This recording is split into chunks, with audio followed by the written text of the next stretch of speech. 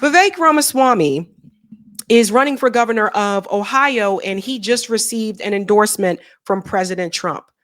But even though he received that endorsement from President Trump, Vivek Ramaswamy is being viciously attacked, not by liberals, not by socialists, not by Marxists, not by communists, by his own damn party. Here was the announcement here. Ohio Republican Party says Vivek Ramaswamy will be a great governor for Ohio, working with Ohioans from all 88 counties. Thank you, President Trump. And here's the announcement from Donald Trump. Vivek is running for governor of the great state of Ohio, a place I love and won big 3 times, 2016, 2020, 2024. And goes on to say, I know him well. He's young, he's strong, he's competent, etc. Vivek will be a great governor of Ohio, and he has my complete and total endorsement. So Donald Trump just came forward to endorse Vivek Ramaswamy. So you would think that the MAGA base that supports Trump would also support Vivek. No. In fact, Vivek is starting to get a taste of his own medicine. I'll show you in just a second. We have Dinesh D'Souza says Trump gives a nice middle finger to all the bigots and full-time losers who are trying to take Vivek down and hand Ohio over to the Democrats. Trump gives a nice middle finger to all the bigots and full-time losers. Dinesh is talking about members of the Republican Party that have said some pretty nasty things to Vivek Ramaswamy. Apparently, people are saying things to him like, you need to go back to India. They don't want him to be the governor of Ohio. And it's funny coming from Dinesh, because here's the thing. They have been coming after Vivek. They've been coming after Dinesh. And I'll say this, Dinesh, I don't feel no kind of pity for you, because you spent a long time the same way that your own base is coming after you and calling you names, and the same way they calling these names to Vivek. That's the same thing that Dinesh, that you did to Black people in this country. This the same guy. His name is Dinesh D'Souza. This is the same guy that says all this stuff about Black people, and now he's getting a taste of his own medicine. All of a sudden, out of nowhere, Dinesh and Vivek start to realize, oh my God, there's people in the Republican Party who don't like me because I'm brown. People like Dinesh have gone as far as to not blame those individuals, but he's blaming people like Tucker Carlson. He said, this is all Tucker Carlson's fault. It's all his fault that people that are part of the Republican Party are coming after me and calling me racial names. As if those things didn't happen prior to Tucker Carlson interviewing Nick Fuentes. As if all for the past years, you trying to pretend here and sit back and act like you didn't have full ass blown KKK members as a part of your party, who you defended. But now they're pointing the finger at you. You will see further here. Vivek went on to say, thank you, President Trump. Let's make Ohio greater than ever. He is very happy about that endorsement. However, look at what people got to say to Vivek. This is their response. Here's a comment here. Can you go do it in India? These are the Democrats. This is his own party, honey. Loogie says, but Ann Coulter told Vivek that to his face in that interview. Yes, she did. You can see here. Here's another one. Trump's endorsement doesn't mean anything after throwing it at Lindsey Graham. We don't want you as governor. We don't want you as mayor. We don't want you or Dinesh here anymore. Him and Dinesh. Let's go to part 2, Corey, if we can.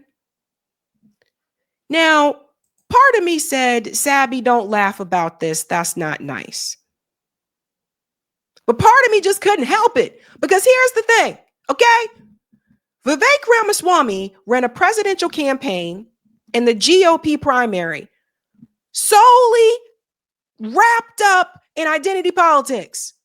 Every time I saw this guy in an interview, whether it was with the Breakfast Club or Fox News or wherever, he was always finding a way to bring us up. You know what I mean? Like, he was always finding a way to, like, well, we do this like they did for black people, and like black people and black people. That was his campaign. He was the one that was talking about identity nonstop. He was the one saying there are only two genders. That was his campaign. Because Vivek Ramaswamy decided that it would be easier to go along with white supremacy. He'd rather, slide in over that way and sit over there with them instead of trying to slide in over to the other groups of people of color and work together with them. He wanted to throw black people under the bus. Now people from his own same party throwing him under the bus. Can't look at us. And now the same person who ran a campaign on identity is now saying, talk about affordability. Listen to this. President Trump has done his part, secure the border. He's done his part in securing international peace. But now it's up to state and local leaders as well to focus on domestic economics. Because as bad as his solutions are, Mamdani's solutions are, he was still pointing to a problem that's affecting a lot of Americans. That's the problem of affordability. And the irony is we in the Republican Party have the right answers. Increase the supply of housing, of energy, of electricity.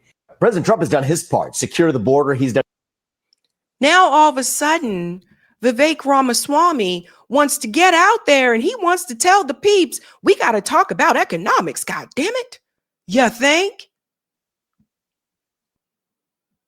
It is hilarious to me. Nobody should trust this guy. He's fake. You see, because now that Zora Mandami won and he's Muslim, Vivek looks at this and goes, oh man, we lost bad. Maybe we should focus on affordability. Let's not talk about identity politics after he spent a whole year running around the country talking about identity politics. You knew affordability was a problem then. No, but you was trying to cater to a certain demographic. You were trying to cater to a certain base. You were trying to cater to a certain crowd. And now that same base don't want you. They let you know exactly how they think about you, Vivek the snake. He goes on to say, bring down cost in identity politics. Let's see the responses to that. Here's one. I'd rather be poor in a white country than rich in a brown country. Here's another one. All to Vivek. He wants to import more Indians. Here's another one. In foreigners in America. In Vivek Ramaswamy in America.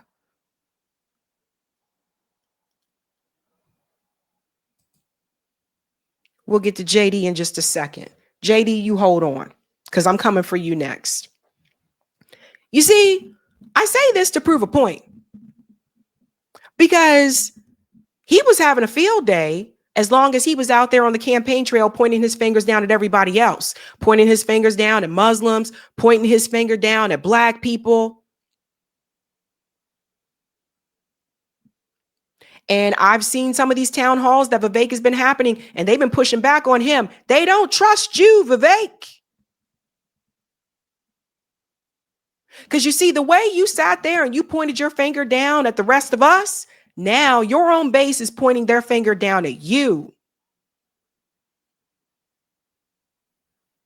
And now you looking around and you starting to realize, oh, wait a minute. Yeah, they do realize I'm a person of color. You think?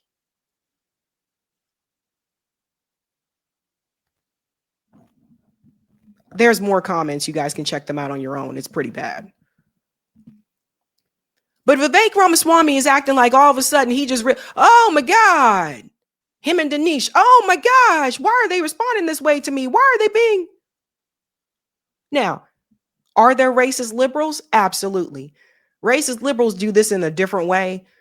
There'll be some of the ones that'll sit up there and say, oh yeah, I absolutely support this and I support that. I voted for Obama twice. I have a Black Lives Matter sign in my yard. But as soon as a Black family starts to move into their neighborhood, oh my God, I hope it's just them. You hear me? I hope that they're the only family. Like, I don't want to be racist or anything. Like, you know me, I'm all for solidarity. And I know that Black people have been through a lot. But, you know, I just hope that more Black families don't come in. Again, I'm not trying to be racist or anything. It's just that, you know, our property value is going to go down, you know? So you have it on both sides. But the shockingness here that they just realized this is an issue in the Republican Party is hilarious to me. And that brings me to J.D. Vance. J.D. Vance walking around here acting like he don't have a wife that's Indian, that he don't have biracial kids, and all the things that people say about his wife. And I get it, you ain't going to be able to address everything. But J.D. Vance is really walking around acting like people don't realize that his wife is not white, and that some of the people that are also a part of the party don't have a problem with his wife not being white. Let me show you what he said in an interview about the internationals moving next door. Who's out of the house is actually evicted from the house because there are people who are going to pay more for rent. And then what happens is 20 people move into a 3-bedroom house, 20 people from a totally different culture, totally different ways of interacting. Again, we can respect their dignity while also being angry at the Biden administration for letting that situation happen and recognizing that their next door neighbors are going to say, well, wait a second, what is going on here? I don't know these people. They don't speak the same language that I do. And because there are 20 in the house next door, it's a little bit rowdier than it was when there was just a family of 4, a family of 5. It is totally reasonable and acceptable for American citizens to look at their next door neighbors and say, I want to live next to people who I have something in common with. I don't want to live next to 4 families of strangers. And the fact that we had who's out of the Did everybody catch what he said about the language? house is actually evicted from the house because there are people who are going to pay more for rent. And then what happens is 20 people move into a 3-bedroom house, 20 people from a totally different culture, totally different ways of interacting. Again, we can respect their dignity while also being angry at the Biden administration for letting that situation happen and recognizing that their next door neighbors are going to say, well, wait a second, what is going on here? I don't know these people. They don't speak the same language that I do. And because there are 20 in the house.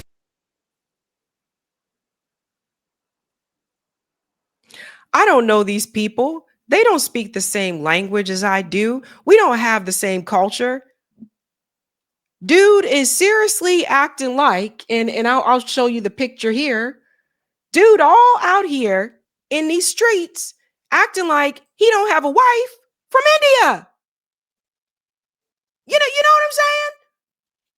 All out here in these streets pretending like, what are you talking about? This is insane. That's his wife. But he trying to pander to a certain group that's a part of his base. Now, not everybody that's Republican is racist, no. But he trying to make sure he get in with that part of the crowd too. So you are willing to just pretend like your wife don't deal with some of these things? You know what? I would like to be a fly on that wall. I would like to be a fly on the wall. Dinner time, conversation between J.D. Vance and his wife. No, maybe after the kids gone to bed. If I was a fly on that wall, I just wonder the conversations that happen. I wonder what she really say. I wonder how it really goes down. Because there's no way, I don't know, no female friends of mine would put up with that. None of them. The disrespect.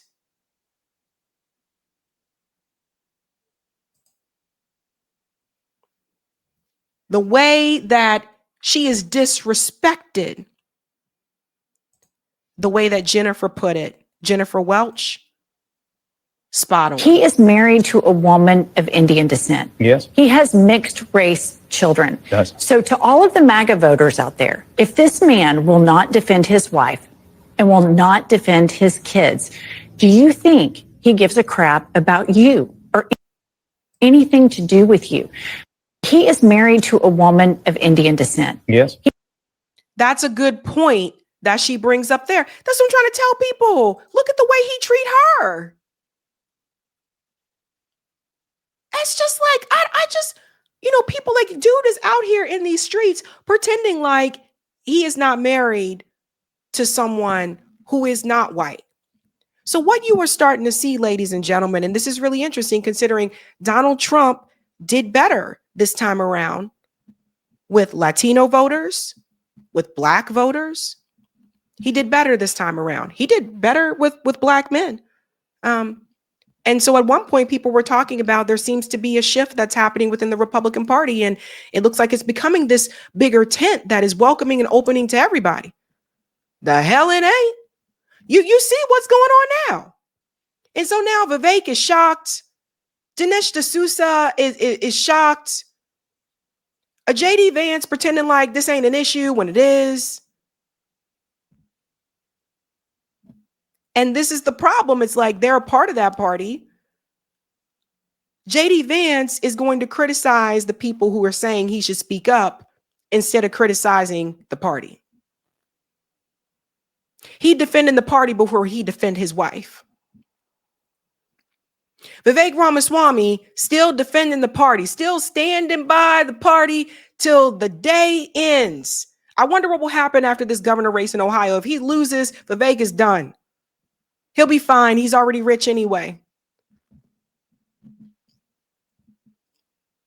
But you see, people are getting a wake-up call. People are getting a big wake-up call. And don't come look at the Democratic Party. The Democrats ain't gonna come and help you. People who are not politically astute, but they may have heard some of the things that you said, don't come over to the Black community because we definitely ain't gonna come to defend you. You are on your own. Vivek said, Black people stop being a victim. Vivek, don't be a victim. You're alone. You're on your own. A wake-up call is happening, folks. A wake-up call is happening. And Vivek won't even address this issue within the party. Because if he does, then they just gonna point at him and say, oh, you're just a Democrat now. You're too wokety woke. No, it's called disrespect. But that's what he wanted. And that's where he is. So he got what he wanted. Now he is up shit creek without a paddle. Hey guys, this was a Sabby clip. If you like what you saw, hit that like button and subscribe.